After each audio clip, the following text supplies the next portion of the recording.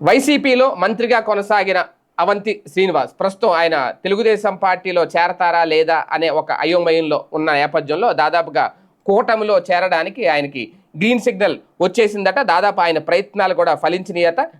గత ఏడాది డిసెంబర్లో వైసీపీకి రాజీనామా చేశారు అవంతి శ్రీనివాస్. అంతకుముందు ఆయన మంత్రిగా కూడా కొనసాగారు. ఆయన మీద అప్పట్లో చాలా విమర్శలు వచ్చిన, ఆయన మీద కొన్ని ఆరోపణలు వచ్చిన, లైంగిక వేధింపులు లాంటి ఫోన్ కాల్స్ లీక్ అయినా ఆయన మీద ఎలాంటి చర్యలు తీసుకోలేదు జగన్మోహన్ రెడ్డి. ఆయన పార్టీ నుంచి కూడా సస్పెండ్ చేయలేదు. కానీ ఫైనల్గా ఆయనే పార్టీకి రాజీనామా చేసి బయటకు వచ్చేశారు. ఆయనకు ప్రాధాన్యత లేదనో, లేదంటే కొనసాగలేమనో, లేదంటే జగన్మోహన్ రెడ్డి నిర్ణయాలు కరెక్ట్ కాదు, అప్పుడే ప్రభుత్వం మీద, ప్రస్తుత ప్రభుత్వం వ్యతిరేకత తీసుకురావడం ఏంటి, దాని మీద ప్రజల్లోకి వెళ్ళడం ఏంటి అనేది ఆయన ముందు మాట్లాడినమాట. ఏది ఏమైనా ఇప్పుడు దాదాపుగా ఆయన ప్రయత్నాలు అయితే ఫలించాయి అనేది, ఆయన టీడీపీలో చేరాలని చూస్తున్నారు అనేది టాకు. అయితే ఇక్కడ ఒకటి, ఆయనకి రాజకీయ గురువుగా ఉన్న భీమిలి సిట్టింగ్ ఎమ్మెల్యే గంటా శ్రీనివాసరావు గారే ఎప్పటికప్పుడు రెడ్ సిగ్నల్ చూపిస్తున్నారు అనే ప్రచారం జరిగింది. నిజానికి అవంతిని రాజకీయాలకు తీసుకొచ్చింది ఆయనట. 2009లో ప్రజారాజ్యం టికెట్ ఇప్పించి భీమిలి నుంచి పోటీ చేయించారు.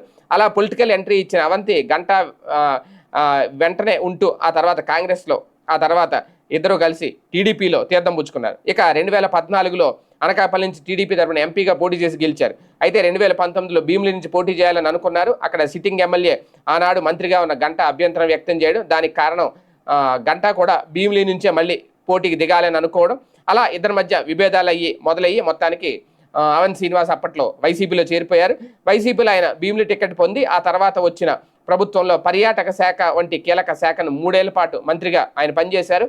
2022లో ఆయన మంత్రి పదవి నుంచి తప్పించిన నాటి నుంచి ఆయన అసంతృప్తిగా ఉన్నారు. 2024లో వైసీపీ తరపున భీమిలి నుంచి పోటీ చేసి గంటా చేతిలో ఓటమి చవిచూశారు. ఆ తర్వాత సైలెంట్గా ఉండి డిసెంబర్లో ఆ పార్టీకి అయితే గుడ్ బై చెప్పారు. మళ్ళీ తెలుగుదేశం పార్టీలో రీఎంట్రీ ఇవ్వాలి అని చెప్పి గట్టి ప్రయత్నాలే చేస్తూ వస్తున్నారు. ఆయన కుమార్తె 6వ వార్డు కార్పొరేటర్ మార్చిలో జరిగిన జీవీఎంసీలో వైసీపీ మేయర్పై కూటమి పెట్టిన అవిశ్వాసానికి అనుకూలంగా ఓటేశారు. తన కుమార్తె ఓటు ద్వారా కూటమికి మేయర్ పదవి దక్కేలాగా అవంతి రాజకీయంగా వ్యూహాలు పన్ని సక్సెస్ అయ్యారు అనేది, దాంతో కూటమికి మరింత దగ్గరయ్యారు అవంతి శ్రీనివాస్ అనేది. ఈ నేపథ్యంలోనే టీడీపీలో చేరుతారా లేదా అనే ఒక చర్చ, ఎట్టకేలకు టీడీపీ నుంచి ఆయనకి గ్రీన్ సిగ్నల్ వచ్చింది అనే ప్రచారం సాగుతోంది. గంటా శ్రీనివాసరావు గారు కూడా ఆయన రాకని వ్యతిరేకిస్తున్నారు అని అనుకుంటున్నా 2027లో జరిగే అసెంబ్లీ నియోజకవర్గాల పునర్విభజనలో భీమిలి నుంచి కొత్తగా ఏర్పడే సీటు అవంతికిస్తారు అనేది ఒక ప్రచారం.